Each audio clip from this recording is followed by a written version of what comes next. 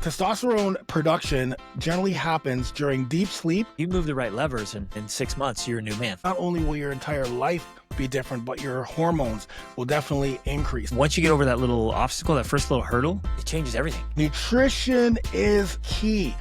And when you lean into gratitude, it changes what you focus on. The more you do it, the better you get. I can't be spending so much time in the gym. You're going to be burning calories hours and hours after. Being a family man is the greatest calling there is for men. And in order to do that well, you and I and all of us, we have to be dialed in. You need a brotherhood of men who are on the same journey as you.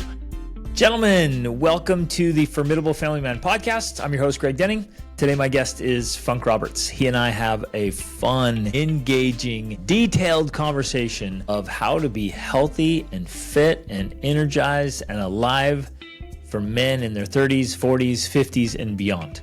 We get into all the details of mindset and sleep and food and exercise and how to boost testosterone naturally so that we can be operating at the levels we need to be as men. This is a phenomenal episode with lots of details, lots of strategy, fun stories about moving through life, business, family, fitness, health, the whole shebang. So get in there, enjoy this episode, connect with Funk, enjoy. Oh yeah, Mr. Roberts, I am so excited to talk to you again. We had such a fun conversation before. Let's dive in. Tell us a little bit about your story, because there's still lots that I don't even know. So introduce yourself here to the group and tell us a little bit of the story, and then we'll dive in. I got all kinds of great questions for you, and we'll have just a phenomenal conversation today. Okay, yeah, no, thanks so much for having me on your podcast. I'm really excited. So, I'm Funk Roberts, former professional athlete turned, fitness expert specifically for men over 40, 50, and 60. So my story starts, I was a single child here in Toronto, Canada. I live in Toronto, Canada. So, my parents were absolutely incredible. And that's really, for me as a youth, I was a latchkey kid. For those who don't know, a latchkey kid, it's just those kids, like I was 7 years old. And I had a key to the house because I had to come home. I had to cook rice, because my parents, they worked, right? So my parents worked a lot and they were also athletes. So as I was growing up, one of the things that my parents did was, they're always, pushing me to different sports, YMCA sports camp for the summer, all of these things. But the one thing I always used to see with my parents is like they would go to work 9 to 5, or my dad worked 2 jobs back then.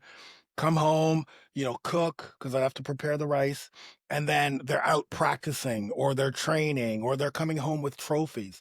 So like very early in my life, I would like just see that every week is like they're coming home with these trophies, right? And we literally had a room filled with trophies with those badminton. So they were still competing and winning when you were a kid. Dominating. Like you literally got to see competition and winning up close.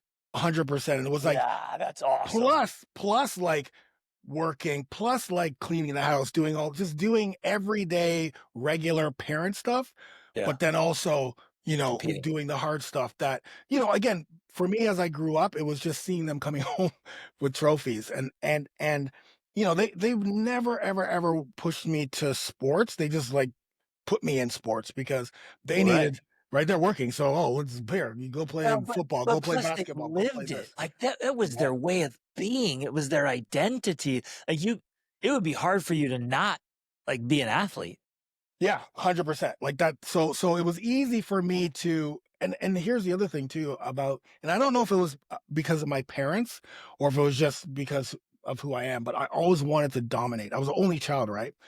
And I always wanted to dominate. Didn't matter what sport I was in. I always wanted to be the best. And I generally was either the best or the second best, like captain or co-captain, or like so I would do things as a only child, you're doing stuff on your own all the time anyway, but it was always sports related. So very quickly, didn't matter what sport I played, I became very good at it. I was like the jack of all trades, but master of none. But then when I went to high school, football was a sport I really wanted to excel at. I was a quarterback. I tried out we have called the CFL here. I tried out for the CFL later on in my life, but the high school that I went to, they didn't have football. There was a rugby school. So volleyball was at the same time. And I've been playing volleyball in junior high, but high school, I just gravitated to volleyball because that's the only sport that was really around at the time. And then I just became really good at it. So volleyball was my big sport.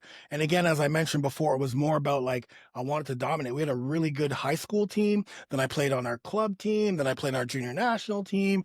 And so there was a lot of the, just again, this is a sport that I'm going to dominate. And I remember like it was 1987. I totally remember this. I turned on NBC TV, it was ESPN, and I'm watching volleyball. So I was playing indoor volleyball, right, high level. But I'm watching ESPN, and I'm seeing like St. John Smith, Randy Stoklos versus Karch Karai, and I can't remember who he was, Pat Powers, and they're on the beach.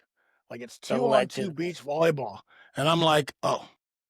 That's what I wanna do because I'm also like, I love the being the center of attention, although I love the team sport, don't get me wrong, I love the team sport, but, like, A, I'm black, so I'm already gonna be the center of attention playing volleyball, beach volleyball in a sport at that time. There was no other black players at that time. But, like, being the center of attention, like, just me and one other person, of course. So I just literally gravitated to beach volleyball because luckily in Toronto, Canada, Well, we had that's what I was going to ask. Like, are there yeah. any sand courts in Toronto? Yes. So we were That's the awesome. mecca of beach volleyball here in Canada, was right down at the Balmy Beach Club. So we had a lot of Wow. guys who already were playing in the US on the AVP. So we Yes. had a tour in 1991, a massive tour. I think it was like $400,000 in prize money throughout the whole tour.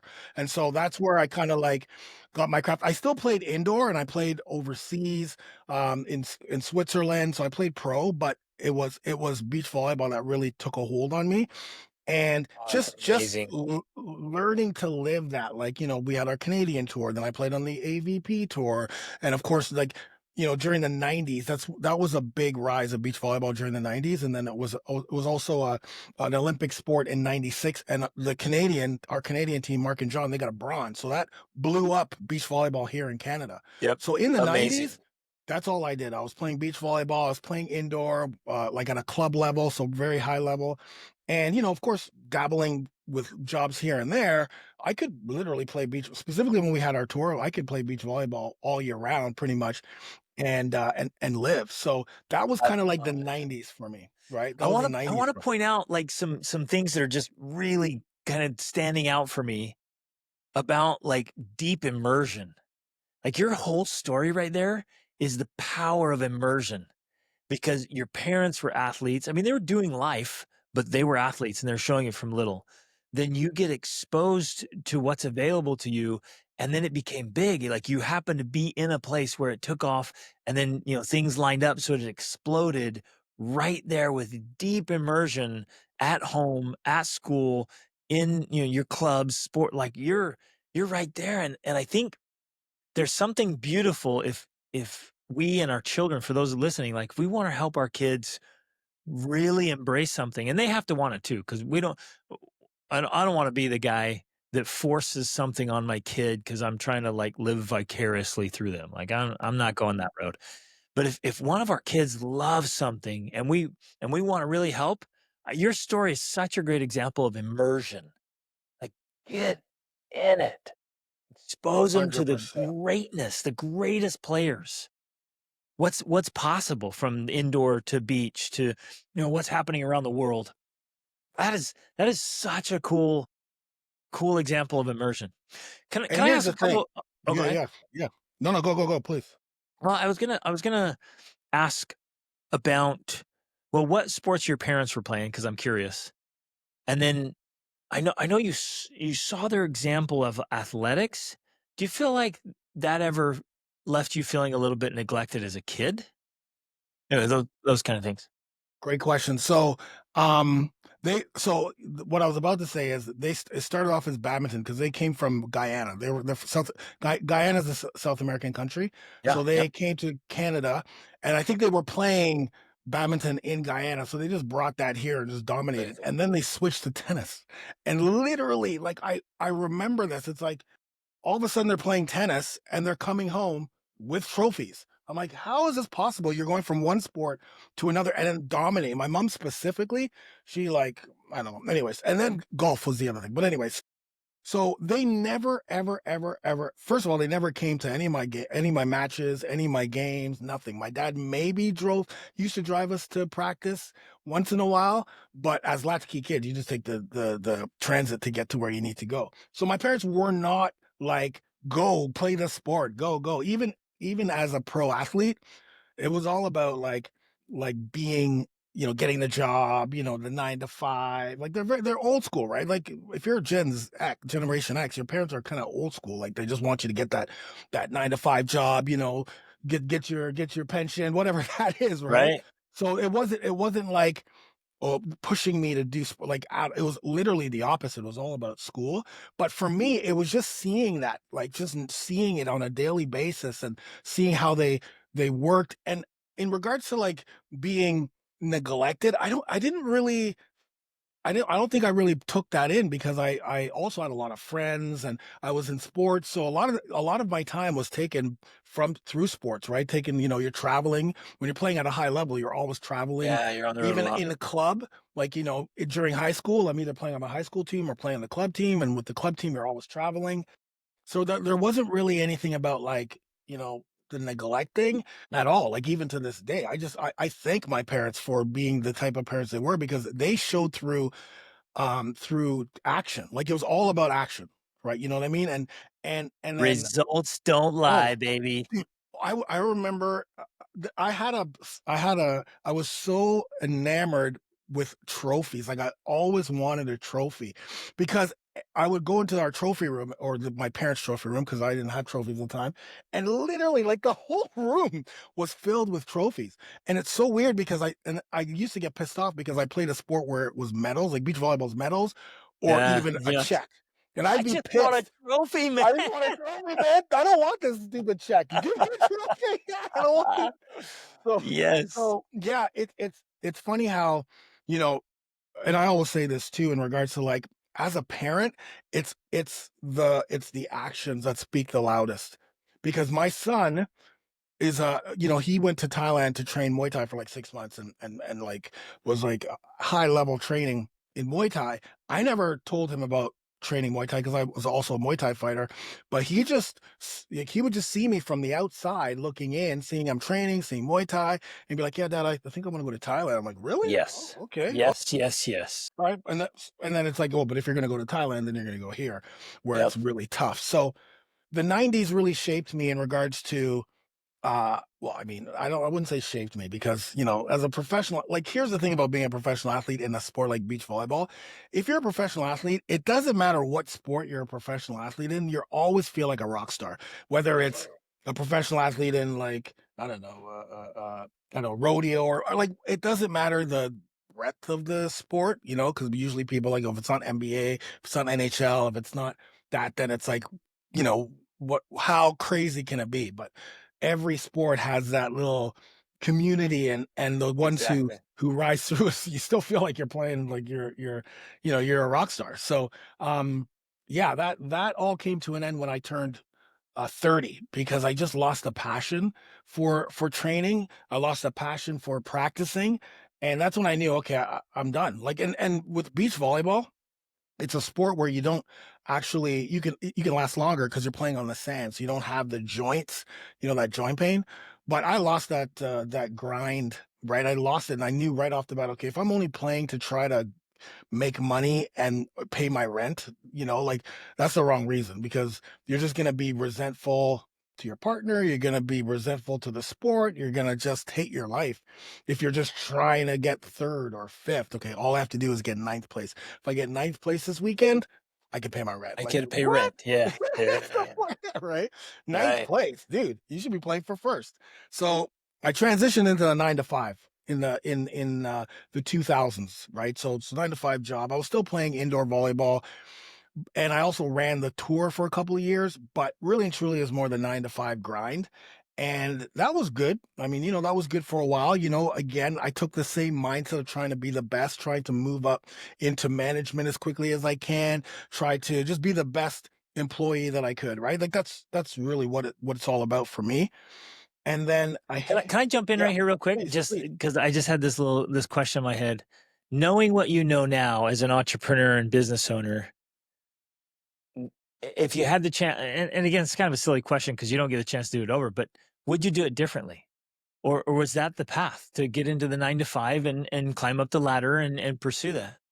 I loved that I did the 9 to 5. In fact, I loved all the stuff I did before that. The door, like the door-to-door salesperson, telecom, answering phones. Like that was all the little gigs that I did when I was an athlete, and then when I retired, it was a 9 to 5. But learning sales, learning how to present, like all of those things, learning That's to get up 9 to 5 every day, like. uncomfortable, precious training right there. Yes, so all of the little skills that I Yes. that I built, right? And I always tell people, listen, man, you have to think about all the little skills that you built as you were growing up, as you were going from job to job or career to career.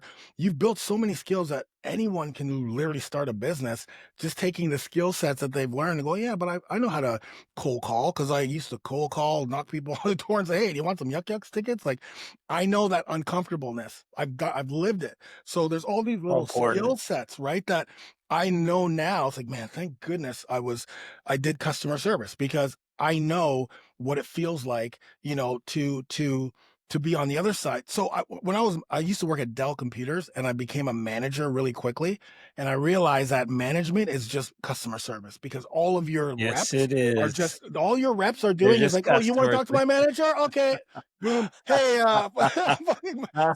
so I would come into work and be like 20 messages and it's all like angry customers. And it's like, okay, this dude, you guys have to figure out your own stuff. But you learn how to deal with customers, you learn customers, satisfaction. I would never have learned that if I wasn't in that environment, right? So a lot of the little things that I picked up in the 9 to 5 and in the small jobs and in the collecting newspapers. I used to deliver newspapers, like all of those little things all I think built So up. formative. Yes, built up the And strength, like, it I'm just so gave me glad you everything. gave those details, brother, because those are the skills that they're hard won. They are uncomfortable. And most of us, including myself, want to avoid the uncomfortable jobs that require those uncomfortable, awkward conversations with people and knocking on doors and dealing with customers. But right in there is where those skills are born and cultivated that give you the skill set, then the tool bag you need later on. Specifically in our 40s, 50s, like, we have so much experience that we don't tap into. Sometimes we're not like it's not glorifying to sell yuck yucks tickets, knocking on people's door. But then when I think back, it's like, man, those were great times. Like, I mean, those were great. You're talking to everybody. You're trying to sell them comedy tickets. Like, this is great, man. What are you talking about? Yeah, we were struggling. Yeah, we were living from paycheck to paycheck. But man, we talked to so many people and had such a good time. And just it's all those little things. And then there's the jobs that you just hate it. It's like, man, I hate my manager. But you learn that tolerance. And it's all of these little things that I bring to the table in business, but also it helped me just to communicate, like Yes. communicating with people, right? Yes. Um, That's because that's huge. another big thing is just being able to communicate with people and playing sports really helped me to learn emotional intelligence, right? You're not because if you react too much from your emotions, oh, it's over. Like Yep. it's over. One of the things for me as an athlete, and I don't know why this was hardwired into me, but I was very mentally tough. Like I had really good mental toughness. Like I knew when someone across the net or if I was training with someone, I know when they break. I know how to break people. I know how to say these little things to break people. And I know on the flip side how to stay mentally tough, even if the last three, serves I got, I either shanked the ball or I got blocked 3 times. I still like I don't let that. I've seen people crumble, Crumble. one Yep. or two times. Exactly. That's it. Oh, there he is. They're going to serve that guy because he's crumbling. But I never really. I've had a couple of moments, I'm sure, but I never really. I was always that that toughness, and I think that also carried me into being able to try and do things that I'd never really done before. Because when I turned 39, this is where my life really took a massive turn, and I think this built the foundation for my 40s. Because at 39 I was doing 9 to 5, but I was also still dabbling in the fitness world. I was a personal trainer, realized I didn't like that. Then I ran boot camps. Like I had these big boot camps here in Ontario, Toronto. Like hundreds of people would come to these boot camps, like bringing all my equipment, and I'd set it up at all these different stations, and then after the boot camp's over, gotta take all that stuff, put it in the truck, go home, maybe upload a video, and then go to work, right, the next day. So it's kind of like that grind. And I also realized that I didn't like that because it was a grind. But then online, like YouTube, started to pop off, and I started to post on YouTube, and I was starting to find my way as, just using YouTube as a way to share my fitness information. But when I turned 39, a lot of things changed. So the first one was I remember training with a buddy of mine. His name's Chuck Bassi, actually. Big up to Chuck.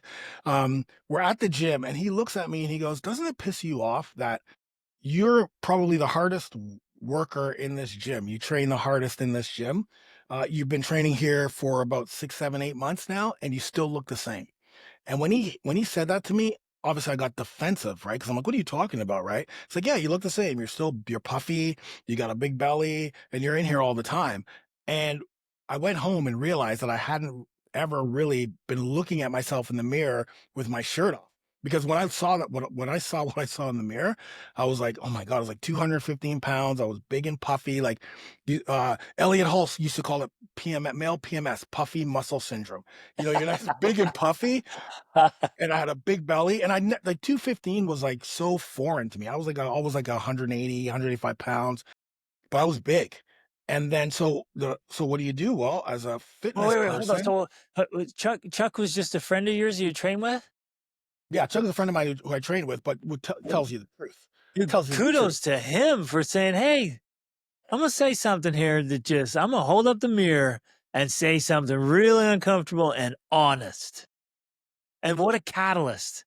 Yeah, Brother, those are friends. at Good the time, friends can yeah, say what needs to be said. 100%. And at the time, I don't know if it was out of like I'm just ribbing him, or if it was out of, "Hey man, you do work hard." But either way, it worked in a way, because then I started to train more. So let me go harder. I might as well just go harder. I started trying all these diets, Atkins diet, all these diets. And at the time I was living with a girl who I thought was going to be the one. Right. And I came home from work one day, and she had all of her bags packed, and she's like, "I'm out of here. I'm going." I'm like, "What are you talking about?" And she just said, "Listen, we're not having sex. We haven't had sex in 6, 7 months. I'm out of here." And she left. Like literally that whole, kind of like, "Oh, the bags are packed at the door." That's literally what happened. And that moment crushed me. Absolutely crushed me. Because not only is it that this girl I thought was going to be the one, but the fact that she left, and the fact that she said it was because we weren't having sex, right? And that was kind of like What's demasculating. yeah, I was like, what's the story there? That's fascinating and insightful. so I didn't know this was happening. You're just going on 9 to 5. You're doing your thing. But I didn't even realize that that wasn't happening, but for her, it was. And, even if I look back now and think about it, I'm sure she gave me signs over and over again, but I was so over here that I didn't even realize that. And so I remember just falling into this, like, "Okay, I'll show her. I'm going to start going to strip joints. I'm going to start having sex with strippers and prostitutes. I'm going to start hanging out at after hours parties." And literally, addiction hit me probably within the first couple months. Like I was deep doing drugs, partying. And because I thought what I was doing was actually masking my Yeah. manhood by And being in like places like that, right? With ultimate strippers. self-sabotage, Oh, not but even a telling question. yourself this story and these lies. Like, wow. Yeah, because I'm with strippers. I'm with prostitutes. I'm in like the dregs. I'm with partying bikers, gang members, and after hours parties. I'm like, like putting myself in a situation where I thought it was manly, right? Because those are all the things that men do, right? Women, sex, like all of this stuff, drugs. But 100% I was masking, and that spiral went to deep depression, anxiety, and then suicide. Like I remember, um, wanting to kill myself so many times. In fact, like putting myself in situations and in places that's like, oh, you're gonna go buy drugs over there. Oh, well, you're literally committing suicide by going into, this building you didn't buy a drug. I didn't care, right? You don't Yeah. care. You're just like, oh, well, who cares? Like Man, it's even so with having kids, yeah, even I had kids. so important to emphasize what you're saying here and like pointing out this spiral. It's like this choice leads down to this choice, to that choice, to that choice. And pretty soon it's so dark. You cannot see or think clearly. It went very quickly, like probably 6, 7 months it took. And then, so I'm deep in it, not realizing what's happening. Probably my work life is now starting to become unmanageable, right? Because you're showing up late, you're calling in sick, all of these things.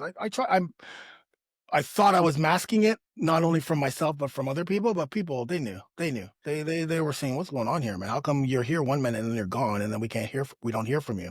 So January comes up.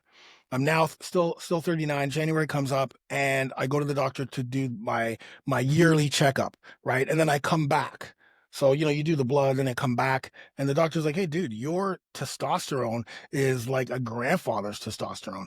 And I'm like, "What are you talking about?" Because at the time, I didn't know. I knew testosterone was a male hormone, but I thought because I was A, big and puffy and like a big guy, B, I was having sex with everybody, that, oh no, what are you talking about? Like, I'm a fitness guy, I'm big. How can my testosterone levels be that low?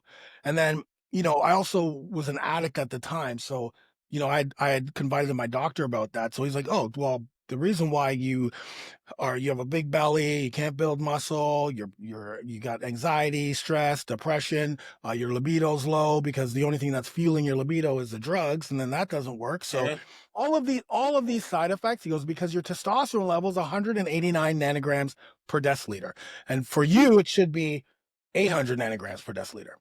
And so that was a massive aha moment for me in so many ways. Number one was like, oh, okay, that's why all this is happening. So it's like, okay, so it's not whatever I thought it was at the time, but it gave me hope. It was like hope, right? And so that just took me down uh kind of like a journey of learning more about hormones, getting into recovery, completely changed the type of workouts, changed my nutrition. And within 6 months, like the summer of me at 40, literally 185 pounds, lean and ripped, and in the best shape of my life at that time.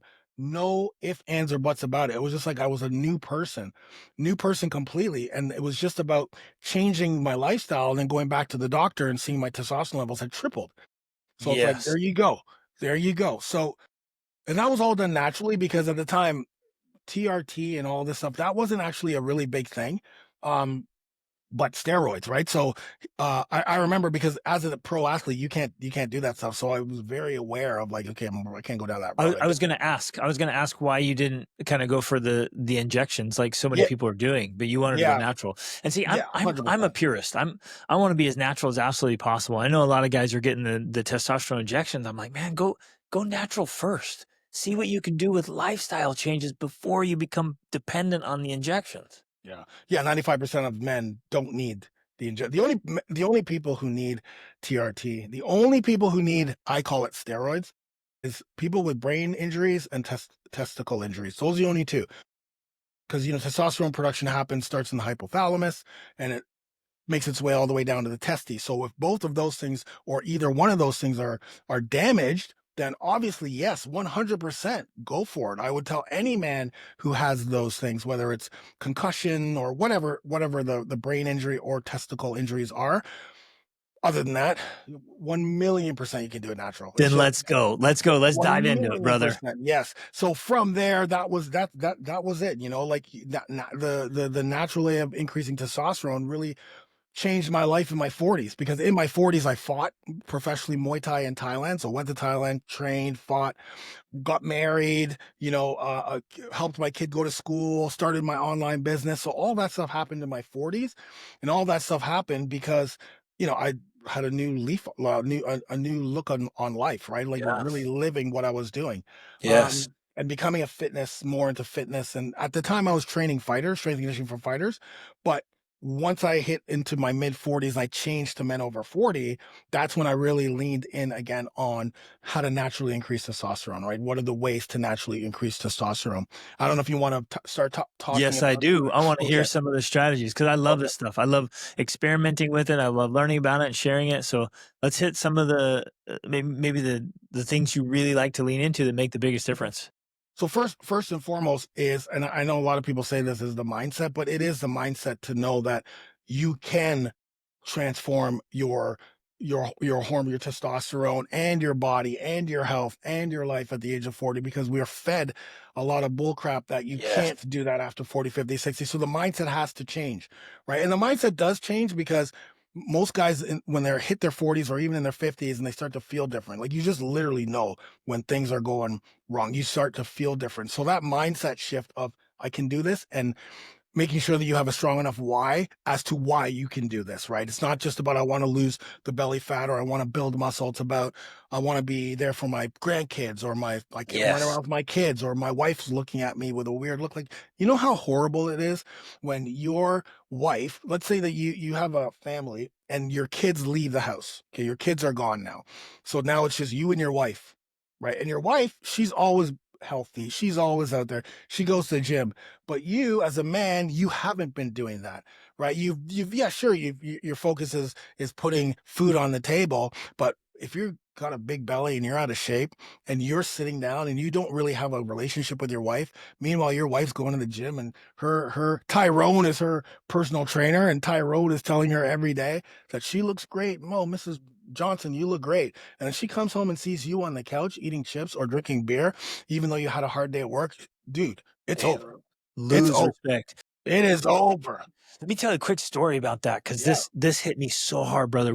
My wife and I this was our like our annual honeymoon trip last year. We went to a really famous touristy area in northern England. We went out first day and we were walking everywhere, right? So it was just packed, just tens of thousands of people out, and it was mostly families. It was really awesome. All these couples holding hands with kids. I thought it was beautiful. I'm like, this is a family friendly place. But we started at 8 o'clock in the morning and we were out there the entire day and walking past tens of thousands of people. First thing in the morning, I started noticing, I'm like, man, these ladies are all fit and their husbands are all fat. I'm like, this is blowing me away. This is so weird. So I'm like, I'm going to pay attention all day today and see if it's just a few guys or if it's the trend.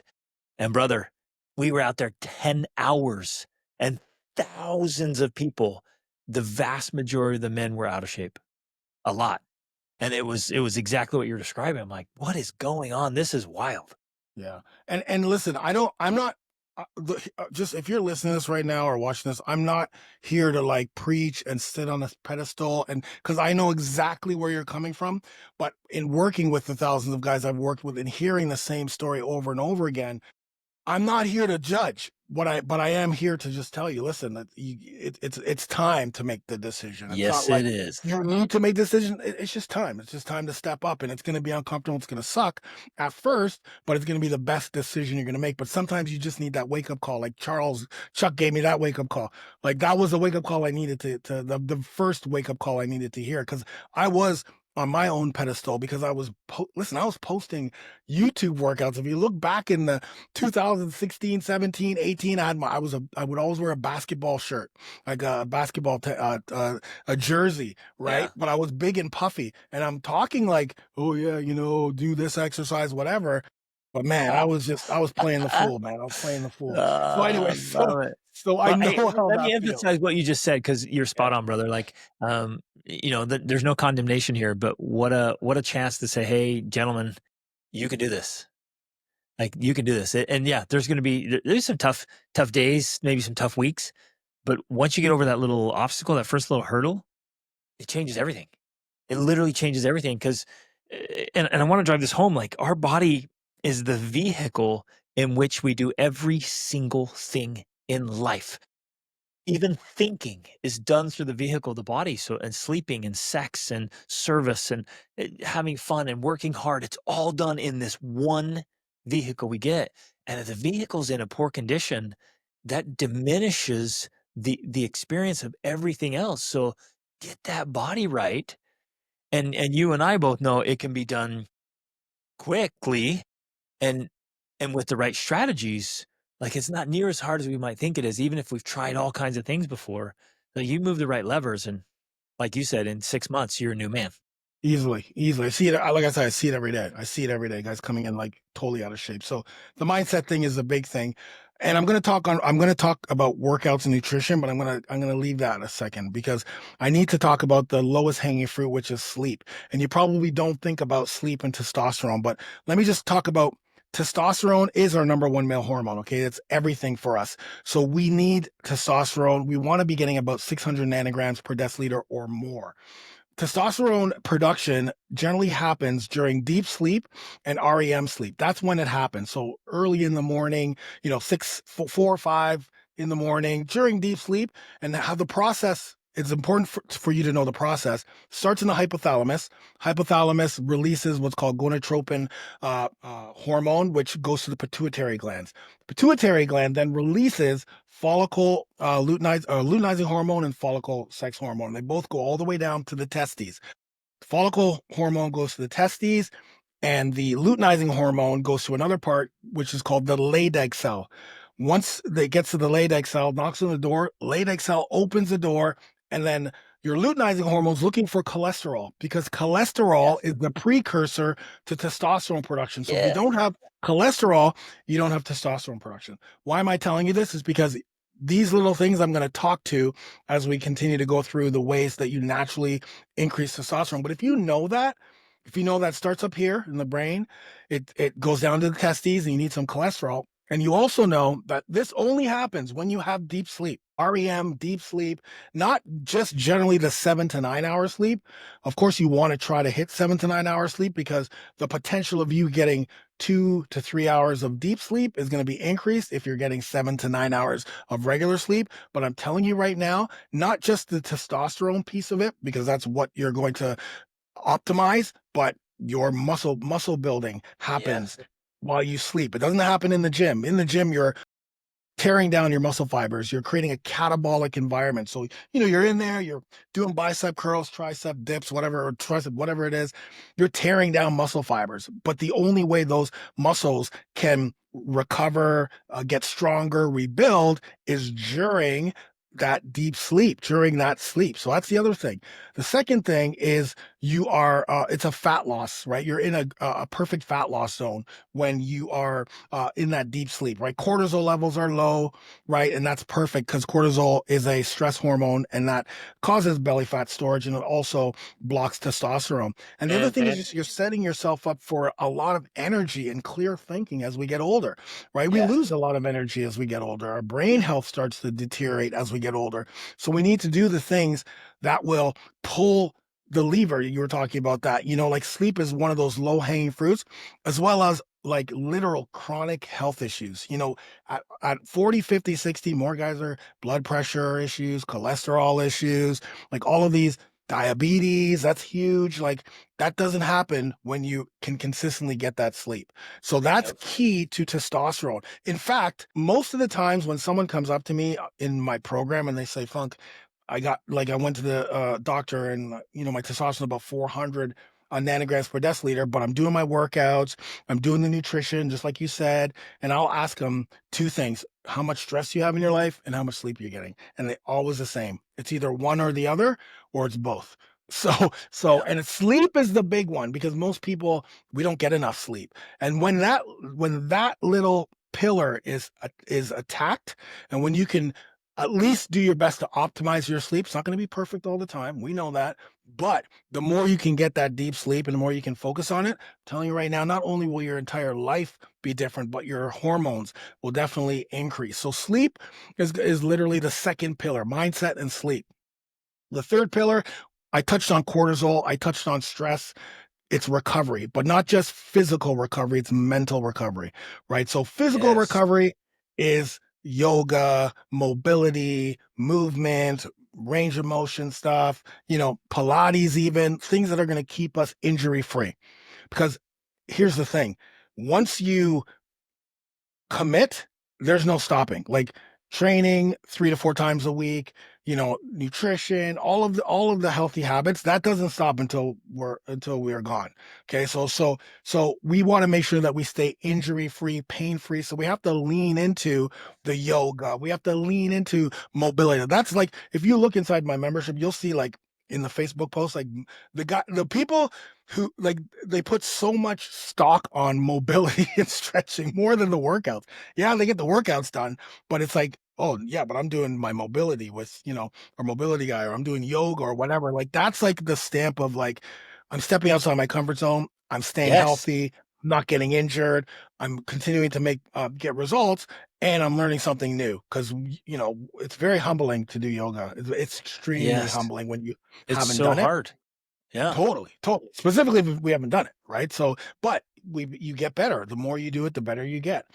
The second part of it, though, is mental recovery because we live a life that is inundated with stress, whether it's stress at home, with kids, family, whatever, whether it's stress at work, right? Hate our jobs, hate our boss. Maybe you're a business owner. So the stress that comes with that, I know. I've owned 3 companies, man. This is crazy. Every day it's something, right? The stress of scrolling on your freaking social media, all of that stuff that you're bringing in, all that negativity, right? All of Yeah. that All the mindless stuff. drama. Totally. Like that's Yeah. that's feeding our ongoing chronic stress. Cortisol is a important hormone. We do need it. In the mornings, our cortisol levels are high. Well, by the time we get to sleep, our cortisol levels need to be low so that melatonin, which is our natural sleep hormone, can get released. So and throughout the day, of course, your cortisol levels are going to go up and down, right? When you're working out, cortisol levels are high. Right now, our cortisol levels are probably high because we're talking to each other. I'm talking nonstop, so my cortisol levels are probably high. But then after I'm done, they're just going to come back down, right? Because I'm just going to Right down. relax, maybe do some breath work, maybe some meditation. We need to ensure that we're not bringing our chronic stress to bed. We're not bringing it home. And we have tools like breath work, like gratitude journaling. Like this is my gratitude Yes. journal from this morning, right? Yeah. Every morning I write in my gratitude journal. When I first started doing gratitude journaling, I have a whole bunch of books here. At first, I would write down I would only get like 4 or 5 things I was thankful for. That's what gratitude journal is. You write down what you're thankful for. So I remember I would struggle. It's like I would struggle. Now I struggle to fit 50, 60, 70 things on a page because I am Beautiful. grateful and thankful for all of those things, whether it's things that are Beautiful. always in my life or like yesterday. I actually talked to Chuck yesterday. Actually, I actually talked to him yesterday. And so I put him on here. I'm grateful for Chuck. You're going to be on here tomorrow. Like the more we can lean into the things that we're thankful for, the less the mind shift on sweating the small stuff, like not sweating the small stuff and having more happiness in your life. You do that for 30 days, you're going to be a change man, a guarantee. Well, Can't because see it. yeah, I want to jump in on this because it's so profound and so powerful. When you lean into gratitude like you're doing, it changes what you focus on, right? And what we focus on, we feel. So if we focus on what's off, what's wrong, if we focus on the news and the negative and the drama, we feel it. And it like, releases the cortisol and what you focus on the feel, right? And so, but gratitude changes your whole paradigm. It changes the way you see the world. It changes everything. It changes the way you feel about yourself and everybody around you. It's amazing. Actually, I learned this when I started doing jujitsu. I went in there and I was stacked. I was really strong. I was like 210, just all muscle. And I went in there, started rolling with this guy who's about 160 pounds, and I'm like, I'm gonna smoke this guy. Like I am so much stronger than he is. You guys, he kicked my butt every single time easily. And finally, in frustration, I'm like, bro, like, tell me why this is happening. And he said, it's easy, man. Where the head goes, the body follows. Oh, say that again. So, I mean, not only was that good for martial arts, this is good for life. Where the head goes, the body follows. And your beautiful practice that you just taught us there is that exact principle. Where the head goes, the body follows. And when your head goes to tons of gratitude, your body follows it. Totally. Not even a question. Like I'm always smiling. I always like no matter what, even when we have stuff happen, internally with our business, and in the business, I'm always solution based, right? I'm always thinking, okay, yeah, no, that happened. Okay, let's go. What do we do? How can we fix this? What do we do? What did we learn? Like you're just, people are just, how can you be so happy with all this stuff going on? I'm like, what stuff going on? I mean, there's nothing to me. The world is great, man. Like that's whatever you're feeling. That's not Yeah. affecting me, and it's probably not It's affecting you because either. your world is great. You're just feeding on that stuff. But and that honestly for me is the gratitude stuff. Like my wife always says, like I'm always smiling and laughing. Like just I'm always smiling and laughing. Like just I love life, man. Like whatever. And she'll Same. always be, what are you laughing at? Why are you smiling? Like, it's like I don't know, man. I'm just happy. She always thinks Life I'm is up to something. good. But life's good, man. Life's good. So the Perfect. recovery piece is big. And listen, it's not gonna be something that you all of a sudden get. Remember, everything that I'm going to tell you right now, it's going to be uncomfortable at first, and you don't have to implement it all at once. But taking one, maybe it's meditation. Maybe you just go through guided meditation. Maybe do box breathing. There's so many things online where you can go and just follow the ball and do box breathing. I had to create box breathing stuff or just breath work stuff for our Beautiful. our thing. But again, so that's the third pillar. Let's get into the fourth pillar is nutrition, right? You can't out train a bad diet. You can't out hormone a bad diet. You can't out illness a bad diet. Nutrition is key. But it doesn't have to be confusing. In fact, a lot of times when I talk to people about the nutrition that's testosterone based, because remember, the nutrition that we're talking about is going to help you naturally increase testosterone, build muscle, burn fat, and be sustainable. Because here's the thing, the people who are successful with nutrition, literally it's just the consistency and sustainability, right? You're not going on all these fad diets and, oh, I got to try to lose weight for this and that, because it's not sustainable. It doesn't work. You're just going to bounce back. So you have to keep it simple. So basically it's 3 meals a day. Okay, that's it. 3 meals a day: breakfast, lunch, dinner, or meal one, meal two, meal three, whatever you want to call it. Every single meal needs to have a source of protein, a source of complex carb, a source of healthy fat, and a source of vegetables and fruit. Every single meal, whether it's a smoothie, whether it's like a steel cut oats breakfast, which I just had, or whether it's just a regular meal. Now, why do we need those? Well, first, let's start with protein. Protein is the building blocks of our muscles, our bones, the metabolic processes in our body. We need protein, fat loss, all of those things for protein. Our body doesn't naturally produce protein, so we have to get it from an outside source. And you want it from a high quality protein source. So that doesn't necessarily have to do with literally testosterone, but the more muscle you have, the more metabolic you're going to be, the better your hormones are going to be. But protein's such an important, it's the key to longevity, right? Muscle is the key to longevity, so protein's going to be key to that. Carbs, complex carbs. And when I say complex carbs, there's two types of carbs. There's simple carbs and complex carbs.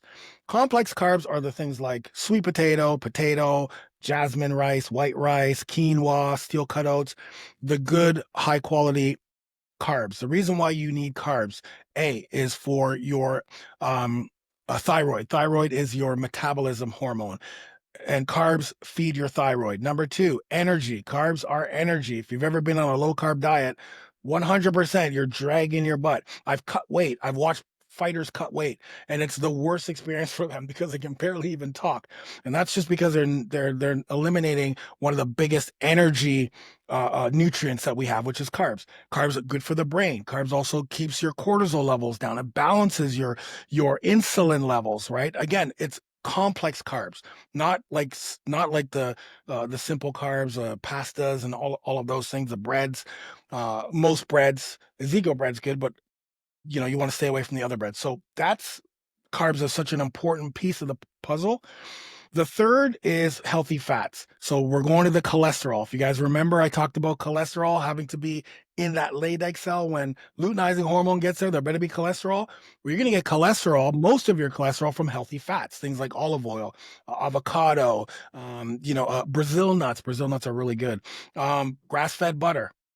And it's a very small list, right? So again, nutrition, even though it's absolutely tastes incredible because of the types of foods that fit into this model, you just also want to keep it simple, right? So avocado is a big key. Grass-fed butter, olive oil I put on all my salads. That's my salad dressing because I'm going to get those that cholesterol, that good cholesterol from that healthy fat. And the final thing is And vegetables. the eggs as well, right? The Yeah, eggs. eggs. Yeah, Yeah, eggs I are put eggs in good. the protein. I put eggs in Okay. the protein because a lot of guys will have eggs, in the morning or for their Yep. breakfast. But Yep. yeah, I like to add an extra. Like if you have eggs, I would still say have avocado or something else because again, the importance of that healthy fat for your cholesterol is key because most guys don't even eat fat. So we gotta get them there. And then vegetables and fruits, right? Like the greens, the what's called the micronutrients because we hear a lot about macronutrients, which are proteins, carbs, and fats, but we don't hear about the micronutrients, the vitamins, the minerals, like the phytonutrients, and those are actually the most important because they have the minerals and vitamins like magnesium, like zinc.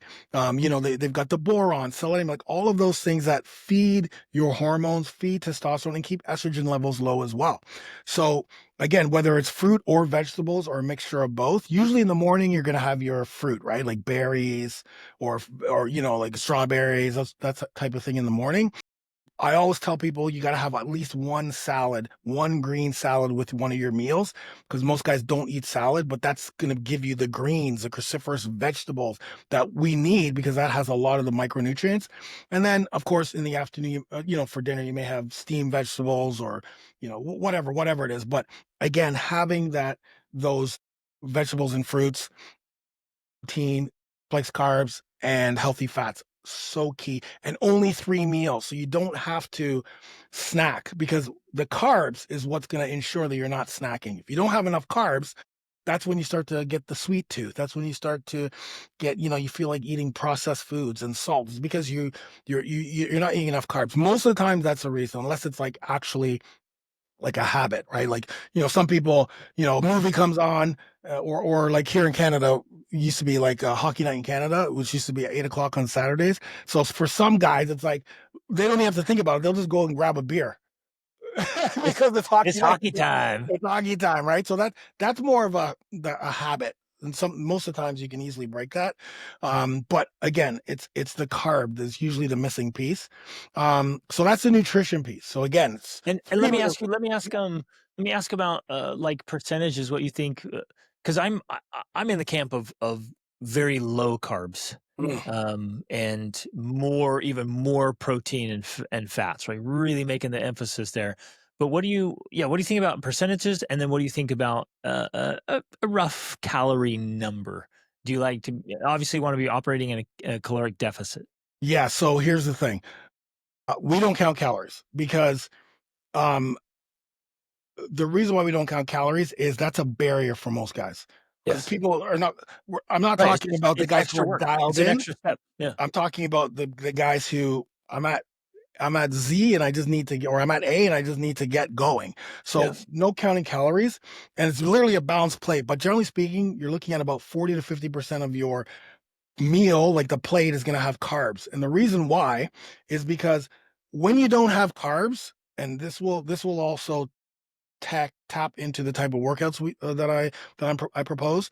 If you don't have carbs, your body is going to remember I said carbs are responsible for your metabolism. Well, what happens? Your body starts to slow down. The metabolism slows down. You're not getting the glycogen that you You don't need. burn as much. Specifically, if you're working out, you're depleting yourself of glycogen stores, the type of workouts you do. So now imagine you just finished a workout. Your body's like, man, I need some carbs, man. I need that glycogen. And you're like, okay, you know what? I'm going to skip it. I'm just going to maybe have a protein drink. Not saying you're doing that, but maybe that's what most guys generally do.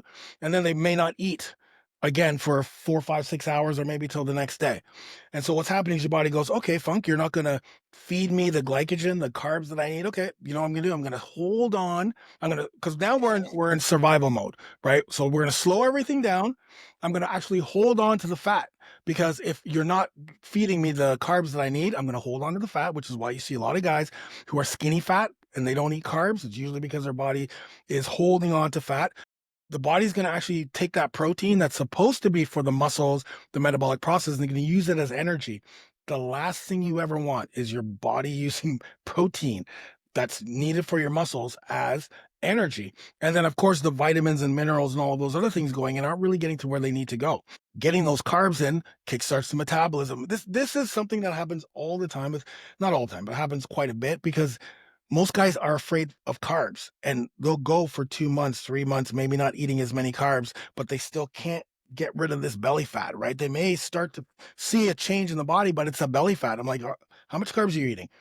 The truth comes out. And as soon as they make that change, it's like metabolic furnace, right? A metabolic furnace. You definitely need protein, but it's the carbs that are, and it's the type of carbs. And that makes a difference, right? We're not talking pastas here. We're talking sweet potato, rice, potato, but when it comes to calories, for us, it's, I want you to burn more calories. I want you to learn how to burn more calories, right? Because it is a calorie deficit when you want to lose fat and lose weight. But if you want to build muscle, we're not in a calorie deficit, right? So, because after a while, when you are on this, journey, you want to start putting on a little bit of size. You want to build some muscle, right? You want to start building muscle. So you're going to need more carbs. You're going to need put on some size. So you need to be in a caloric, surplus, right? But again, it's the type of foods you're eating. But it's a balanced plate meal. So about 40-50% carbs, 30-40% protein, 20% 30-40-20% is going to be healthy fats. And then vegetables and fruits, they don't even get a percentage because they don't have any calories. They barely have any calories.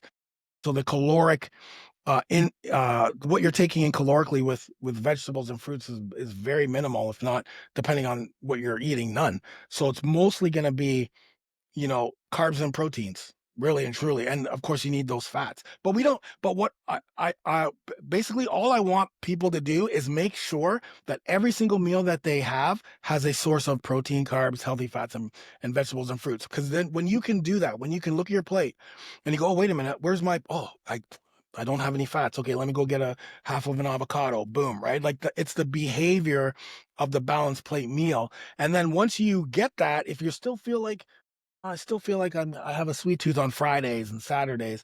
Okay, let's take a look at are you eating enough carbs? Let's take a look, post your meal in the group and most of the guys will say, oh, you need more carbs, right? Proteins are easy for most guys. It's the carbs.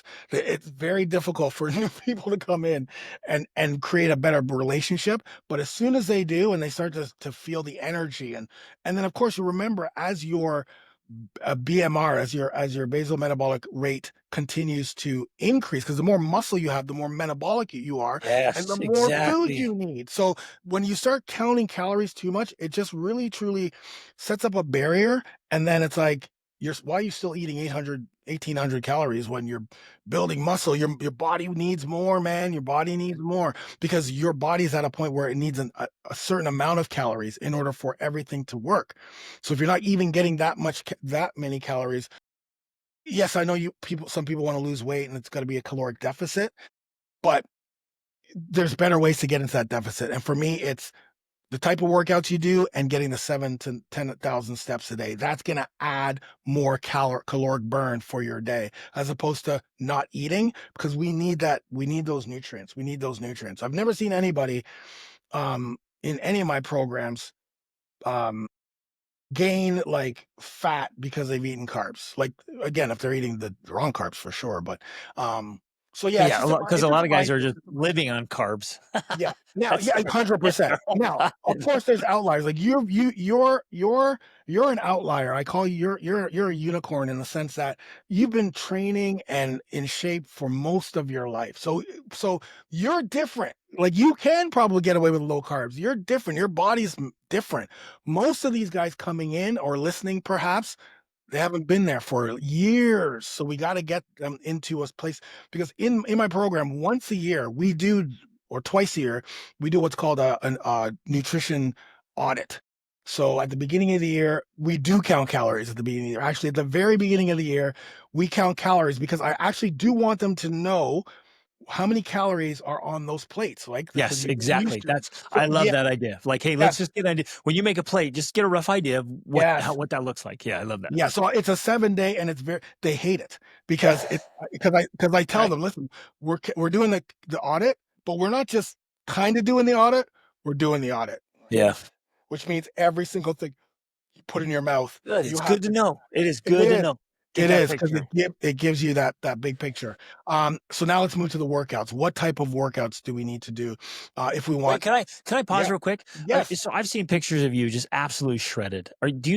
Are you still lean? Do you Yeah. maintain a lean body? 100%. One right now I'm Fantastic. 185. Uh, probably right now probably 12% body fat because I just started taking creatine again. By the way, I haven't used creatine for over 20 years. Yeah. Um, for over I'm like you. 27 years.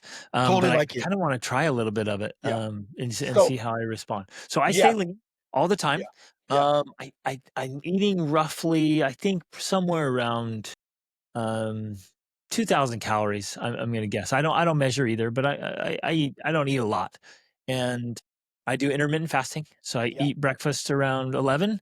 Yeah. Try to have my last meal around 6 or 7, and then just water in between. Then I guess I would say I'm doing the 3 meals, but they're pretty small. Yeah. Um, Yeah. and so that's where I'm operating, and I operate lean all the time. But you're right. I've been fit my whole life. Yeah, and it's good, and the other thing too is it works for your body, it works for you, right? Like that works for you. The intermittent fasting, getting sometimes you probably get 2 meals a day or 3 meals a day because we also have a fasting challenge once a year as well Good. because even though we do 3 meals um a day, sometimes specifically at the beginning of the year, a lot of guys want to like accelerate their weight Yes. loss or fat loss. So we'll do a 28-day fasting challenge where it's Yep. Perfect. and a lot of times, most of those guys only eat twice a day because with a window of Yep. 8 hours, you're only Yep. really going to eat twice a day. But Exactly. they're Yeah. big meals, So right? often I'll eat it at 11, have my breakfast, and then have Yeah, something, 3 or 4, and maybe a little snack, and that's it. that's it. I'm Yeah, good. yeah. So yeah, the leanness for sure for me is key. Um, and so but let's move to workouts. So now we get into the workouts. So what type of workouts you're supposed or can you do or should you do? So again, we're going from zero to hero here, right? So first, the old school workouts, I'll tell you what not to do. The old school workouts of buys and tries. Now, again, you're probably an outlier, so I'm not going to talk to you. I'm talking about the regular person. But those old school workouts of buys and tries, back and shoulders, back squats, all of those old school bodybuilding, that doesn't work for us anymore because A, we are spending too much time working out. Cortisol levels increase because your cortisol levels increase, but you don't want them elevated for too long of a time. So you want to focus more on shorter, more focused workouts, right? The second thing is our Hold on. Wait, body. wait, Yeah. can I jump in Yeah, there yeah, just yeah. because Yeah, please. I didn't know that. I've never even heard anybody say that. But just because I have so mmany kids, I was like, I can't be spending so much time in the gym. And so I smashed my workouts into 30 to 40 minutes. And I'm like, I'll 100%. just crank up the intensity, right? You can collapse time with intensity. And it's worked so well. But to hear you articulate like that, like, hey, you don't want those cortisol levels up for that long of a time. It's just a Yeah. really great insight. Yeah, no, I love that you said smash it. Well, I think you said yeah, yeah, intensity and time. Like that's exactly what it is. You can have and your workout in a shorter period of time is going to be way more intense than doing bicep curls 12 reps, and then you're sitting down on your phone for five Right. minutes. Oh yeah, that's Yeah. right. I gotta get back and do it. And Exactly. you see it so much. And it's not, What a and again, way. I'm not judging because most men don't really. If you haven't worked out in years, how am I gonna expect you to be able to walk in the gym and know exactly what to do? You get into the gym and all of a sudden it's like, oh shit, I haven't been here in a long time. And then you may pick up a dumbbell and and then you start to feel like a little bit out of place because you haven't Yep. been there a long time. Then you sit down Exactly. in a machine and next thing you know, you're just wandering around like aimlessly, right? So I get it, guys. I get it. So that the bodybuilding style doesn't work. And also because we don't recover the same way we used to. So if you're breaking down muscle fibers and tearing muscle fibers day after day after day, because one day is going to be leg day, the other day is going to be chest, the other day is going to be buys and tries, the other day is going to be shoulders, the other day is going to be back. Like usually in that bro split style, you're working out 4, 5, 6 times a week. You're describing Can't my do that. workouts here. We can't do that. We can't do that because we're destroying our body. Like not destroying, but we're not giving our body a chance to recover. Because again, as we get older, you guys know we can't do the same things that we used to. We can't recover the same way. So those type of workouts out the door. Sure, once in a while you can do those, but you're not going to be doing those type of workouts until you've literally transformed. you're fit, you're healthy, you feel good. And once in a while you want to get in there and do a bodybuilding. Like my wife used to be a bodybuilder way back in the day. So sometimes we'll go to, like, when we're traveling, we'll go to the hotel thing. You're like, hey honey, do you want to do like one of those old school Just bodybuilding hit things? it. And Yeah. it's just like, man, I haven't done these in years. Yeah, what I mean? You just hit a little different because there's like, they got the flies. It's like, oh yeah, I haven't done cable flies in years. Right? So it's so Awesome. funny when we do that. So that's number one. So you don't do that. The second thing you don't want to do is cardio. Like, and I'm talking like getting on the elliptical, getting on the stair climber, getting on the treadmill for 60 minutes at a medium rate, because you can't go any intense than that. Once again, what are you doing? Well, you're elevating your cortisol level. Literally, you're just doing like literally a steady state cardio. What you're doing is you're elevating your cortisol levels, holding on to fat. Body's going to be tapping into the muscle, right? Not right there in that workout, but you're going to be losing more muscle than you are building muscle off of that machine. So can you warm up on the machine for 5 minutes? Sure. But that type of cardio does not work. Not in the long run. The third thing we don't want to do is go percent. Like, we don't want to go straight to the CrossFit, straight to high rocks. Again, yes, it's exciting. You're getting back in the gym, your buddy's going to high rocks, or your buddy's going to CrossFit, and you're like, oh, let me just go do some CrossFit. And then that's just a setup to get injured because A, you haven't been in the gym. B, it's technical. C, it's not sustainable. So what do you do instead? Well, what we do is metabolic training. So metabolic training is moving from one exercise to another with little to no rest in between. So back in the day it was circuit training. Mike Metzger, the king of So circuit it's a training, HIIT workout, right? high intensity It's interval training. but there's a difference between HIIT and metabolic. HIIT workouts are like sprints. So there's a problem, not a problem. I don't want to say there's a problem, but when people say HIIT, like when fitness trainers or whatever say HIIT, they are misusing that term. HIIT is high intensity, which means that like sprints, that's HIIT. Like when you're going as fast as you can for 50 yards or 40 yards, and then you walk back. So 60 seconds to 100, to 90 seconds rest, right? And then you sprint as hard as you can. So be you can only perform that intensity for a very short period of time. Like when people talk about Tabata, like true Tabata, like you're going as hard as you possibly can for 20 seconds. Metabolic training on the flip side is like, I'm going to do chest press for 40 seconds of work. Boom, boom, boom. Put them 20 seconds rest. Okay, I'm doing goblet squats for 40 seconds of work, 20 seconds rest. Moving over. I'm going to do barbell, Perfect. bent over curls. Bent over rows. So it's moving from one exercise to another. What that does is it has what's Love called the that. afterburn effect. The afterburn effect is you're going, because that is very intense. Even if you're not doing 100%, it's very difficult to do 50-pound chest press with dumbbells for 40 seconds. It is very difficult, right? That's what I do like every day and have been Yeah, doing for that's years. perfect. No, so Perfect. I've called it HIIT training, but you're right. I think I've been misusing the term. I'm doing the metabolic training, just going from moving exercises with very little rest in between and just pack in a fantastic full body workout. And listen, don't get me wrong. I'm not the HIIT. I'm not the one who's like, oh no, you can only call it HIIT. I understand. Sometimes I call it HIIT because people understand that more. So don't. I'm just saying there is a difference between HIIT and metabolic training, because sometimes when people think HIIT, they also don't think muscle building. They think, oh, HIIT means I'm doing with my body weight, but metabolic resistance training, which is mostly what we do in my program, you're using dumbbells. You're still using body weight sometimes. You're using dumbbells, you're using kettlebells in some cases. Love So it. you're still Yes. building muscle while burning fat, right? And so Yes. I love it. it's called, Perfect. yeah, it's called the afterburn effect. So we do something for 20 minutes, 25 minutes. A lot of my workouts are 20, 25 minutes, maybe 30 minutes. And then it takes your body up to 36 hours to get back to homeostasis. Stasis is where we're at before the workout. So when we do a metabolic workout or even a HIIT workout, we're going at a very high intensity for a short period of time. But what that does is it forces our body to slowly get back to homeostasis, which means we're continuously burning calories. Sometimes you may even get this, Greg, when you worked out 2 hours later, you're still sweating. It's like, why am I still sweating?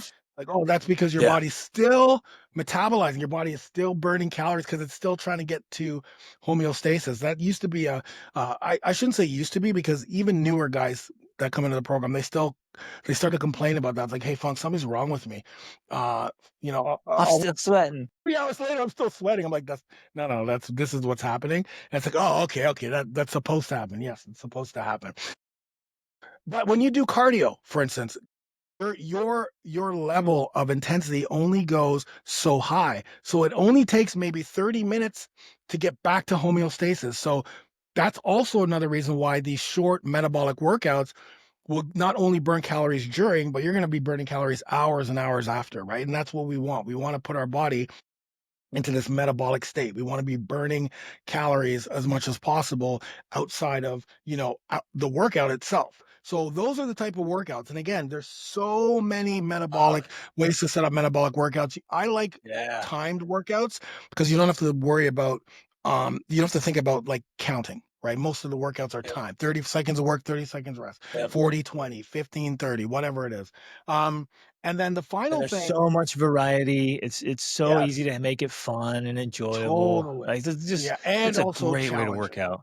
Yeah, and there's Yep. so many protocols. But here's the thing, you're only working out 3 to 4 times a week. 3 minimum, right? So Monday, Wednesday, Friday, because in Tuesday and Thursday, what are you doing? You're doing yoga, mobility, right? That's the recovery day. Because remember, when you're in the gym, you are tearing down muscle fibers. You're stimulating, that catabolic environment, right? Catabolic means you're breaking everything down. We want to make sure that we're creating an anabolic environment, a muscle building environment. So we need that day to rest because if we go to the gym every day and we keep breaking down, breaking down, breaking down, when are we giving our bodies a chance to recover? Right. So, and also we're setting ourselves up for chance of injury. Again, if you're going from zero to just getting in the gym, one of the biggest mistakes guys make is they go full on, right? So it's so funny here in my neighborhood. As soon as it gets warm, all of a sudden you see all these guys running, right? There's all kinds of people running. There's the runners.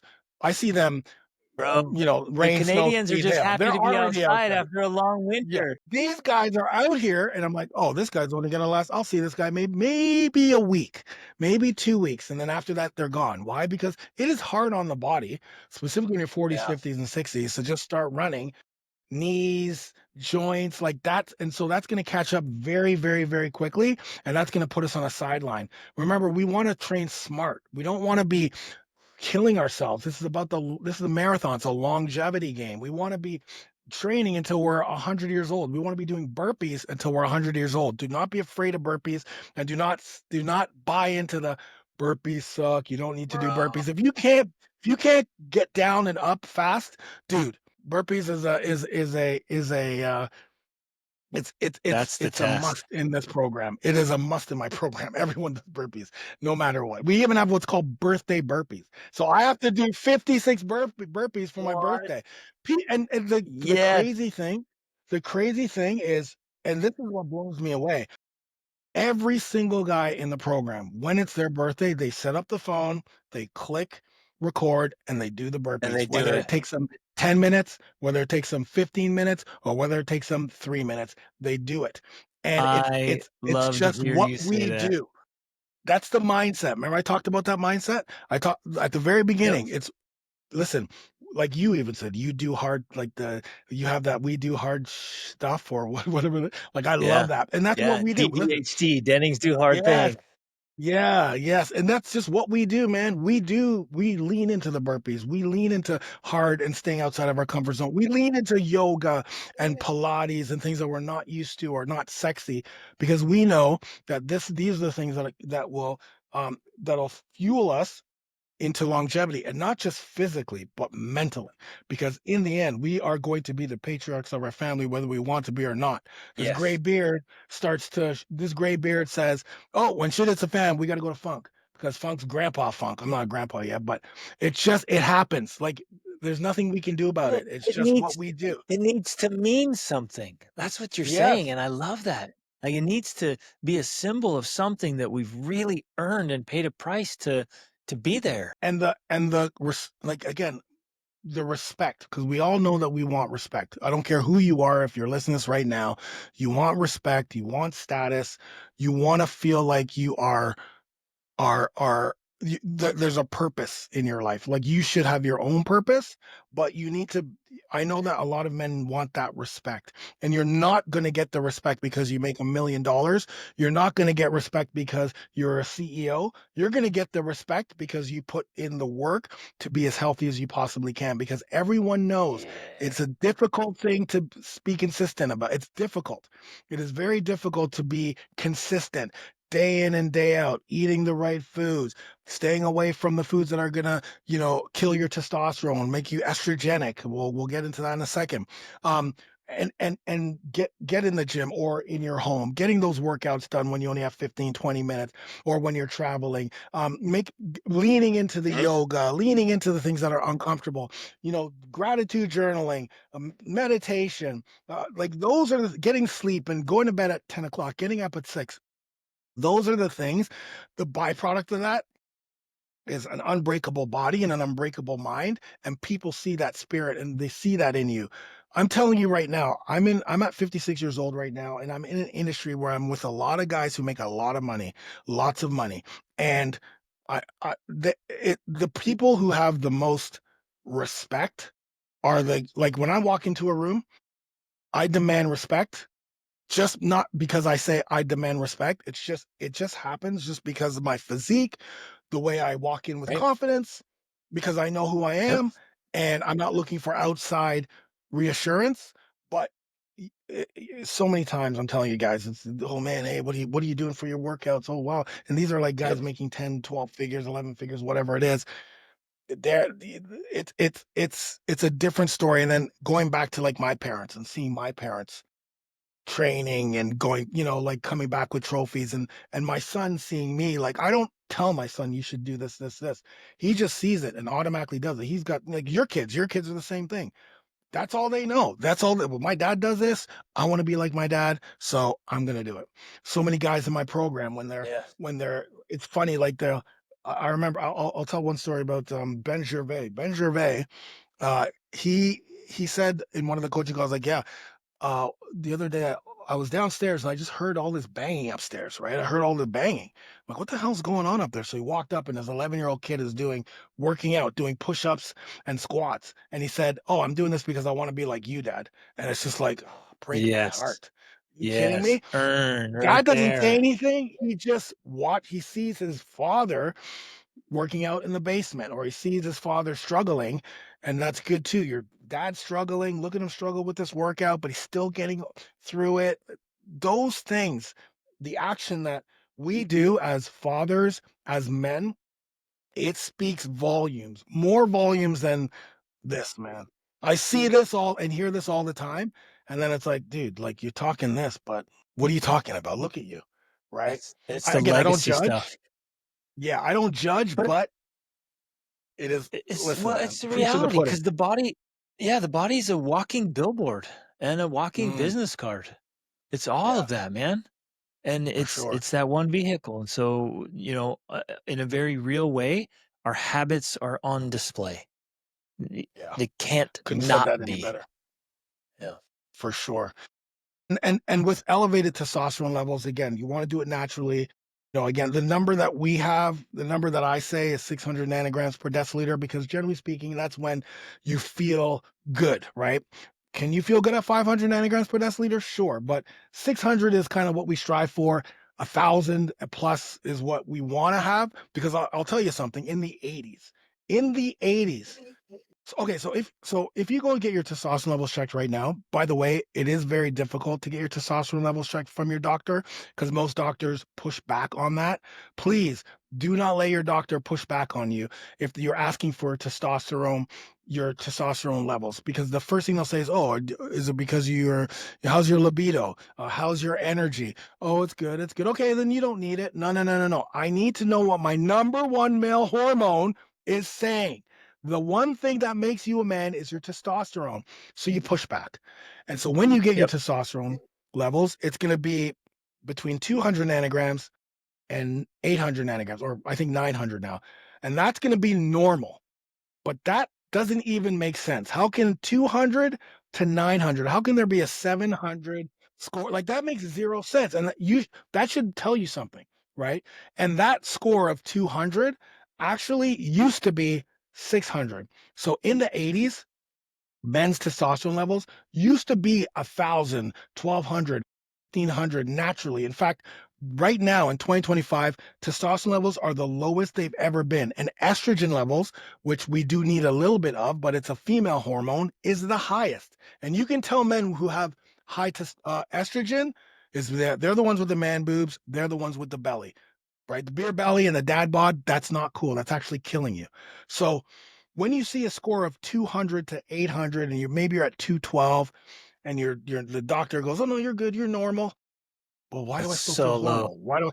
It's so low. So you want to be striving for 600 nanograms per deciliter or more. Again, it's just a number that we use in our program because I needed like a key performance indicator. Because guys would ask me, what should I be? So okay, 600. So that's what you strive for, right? And all you're doing is just continuing on the journey of your healthy use a healthy body, healthy lifestyle. And you can go from 100 to 600 in 9 months to 10 months. It does take time. It takes time and consistency. It's not one of these things that happen right away because testosterone levels also go up and down throughout the day. It's the highest in the morning. So when you wake up, your T levels are the highest, which is why that's when you should get your testosterone levels checked. And they're the lowest at night. Yeah, yeah. Do it that because I just got off a call with a friend who he's actually a fitness guy, and he said, "Dude, I just got my testosterone levels checked, and they're like at three something." He said, and he's pretty jacked and he was panicking. Like he was legit panicking. And I'm like, well, first, it's probably because you have a lot of stress, because you do have a lot of stress. But then I asked him, when did you take it? Oh, I took it at like 2 in the afternoon. I'm like, dude, that's That's really probably low. why they're so low. Went back and got it checked again. And I think it was like at 700 or 650 or something like that. So Nice. the Yeah. timing of when you can get it makes a big difference.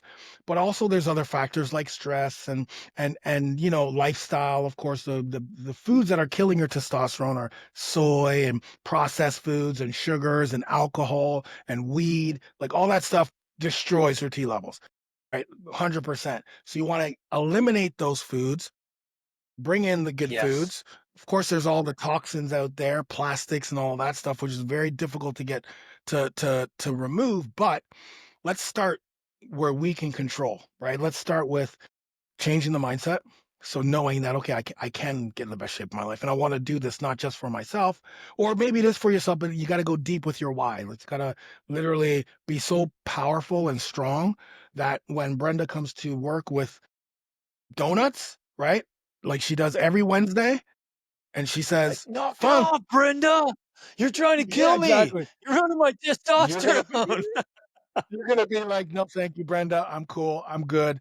No, come on, have it. No, Brenda, you know what? I'm good. I'm good. I appreciate it, but I got to stay away from that, right? Like the only way that's gonna Yes. happen and you're not gonna cave is if you have a strong why. If you remember that why Yes. is the reason why Exactly. you're saying no to Brenda, even though Brenda loves you. You know what's gonna also happen? The more you say no to people like that, Brenda, Carl, who wants to go out to drinks with you, you can still go out with Carl, but you just don't have to drink. The more you do that, the more people are going to respect your boundaries. And Brenda's going to start bringing in like gluten-free, a gluten-free, very healthy muffin for you while she brings in the donuts for everybody else. And I'm not saying this just because my mother-in-law, when I first got married to Angela, my mother-in-law for my birthday, every time she would make me a cake at first. And I never really had a sweet tooth. So I told her, listen, I'm not going to have that cake. But every year it's a cake. It's the cake. Then it was brownies. It was brownies. And I kept saying, no, man, no. I said, listen, if you're going to make that, I'm not going to eat it. So finally, like it's been 5 years now, 4 years now. Yeah, she just knows. Like, oh yeah, Funk's not going to eat cake, so I'm not going to make him cake. Um, and I'm not going to take offense to it because he's not gonna eat it. Like it's that simple. I'm not gonna eat it. She may try to like to get me something that's really healthy, and I love that when she does that. But the point I'm trying to make is the more you say no, and you have to respect the timing that it's gonna take, because you probably told many people, "Oh, I'm gonna lose weight. oh, I'm working out. Oh, I'm doing this diet. Oh, like they've heard that from you 100 times. So you can't expect them to support you right away or believe you right away. But the more you say no, the more you there's non-negotiables that we have, my brothers. There's non-negotiable. There's things you have to control what you can control, which is you, your behaviors, your non-negotiables. You're living this life for you and and your kingdom, the family around, not everybody else. Yeah. So the non-negotiables are Brenda. I don't have that. Carl, I'll come out with you, but I'm only gonna drink water and I'm gonna hang out with you for a bit and so on and so. Hey, boss, I gotta leave work right on time because I got a workout I gotta do at home. Sorry, I'm leaving Yep. right on time. You don't pay me enough Exactly. to stay. You don't have to say it like that, but To be non-negotiables. unhealthy. Yes. Yes, non-negotiables, man. You got to stop caving into everybody else and start having that self-worth. Right? I know sometimes it's 100%. difficult, but And it's self-worth. self-respect. Yes, Yeah, you gotta self-respect. it's I have to, and this is part of that why, right? And Mm, I do it, well, to respect myself and my body, but man, for my wife and children, and for my unborn grandkids and great grandkids, like, no, I'm doing it for them. And so I'm going to respect myself so that I can mm. respect them and their lives. I want to be around for a long time and healthy and fit and energized and alive. So I'm going to set up, and I did this several years ago. Well, a lot of years ago. It was only 5 or 6 non negotiables.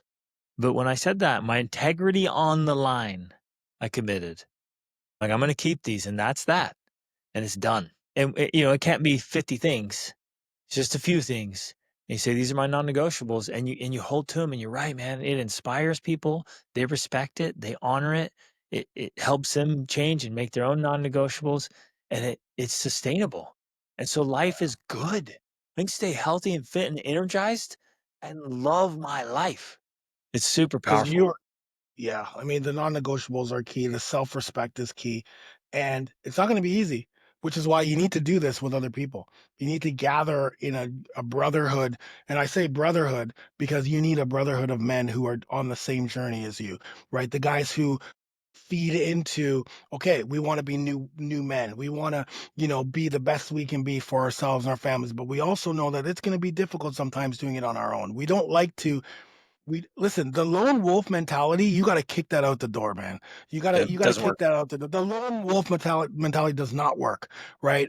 We need a brotherhood. We need community, but we need a brotherhood of men who are on that same journey, who can lift us up when we need them, who we can share information with, who we trust, who doesn't judge, but we all hold each other accountable. Doesn't have to be 50 men, but 2 or 3 guys who okay, listen, you never let me off the hook, man. You never let me off the hook, right? Exactly. Because if with the 3 of us are on this journey together, we have to respect that we're on this journey together. There's going to be days when I'm going to need someone's help, that they're going to need my help. So we pull each other up in when we're in our worst, and we celebrate each other when we're at our best. We celebrate. Iron sharpens iron. And so That's you right. need a brotherhood, man. You 100% you can't do this on your own. Doesn't work. Doesn't work. Beautiful. Oh, so good. Okay, Funk, man, so good, brother. I'm gonna have to have you back on the show. You and I will talk because I want to talk business strategy and all the cool stuff you're doing at Harvard and business. That's another conversation. This was beautiful and awesome. Where can people connect with you, learn more from you, tap into your Yeah. resources?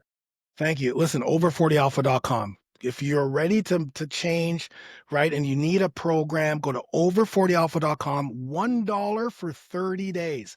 So I am going to prove to you that in 30 days, with follow along workouts, you get workouts that literally you just follow along. You click play it. I'm actually training with you. I'm dying with you, right? I'm coaching you. You get nutrition, you get the brotherhood, you get everything you need. So 30 days, $1. And if you like it, you continue. If you don't, you leave. But I get no one has ever started this program and not continue. So Love it. over40alpha.com. I'm here for you. Perfect. Fantastic, brother. That's awesome. Thank you so much for sharing all these insights and your story, man. Just Thanks so and much for thank you having me. I appreciate it, Greg. for living it, brother. Thanks for living it and exuding this energy and this joy, the gratitude you have for leading men.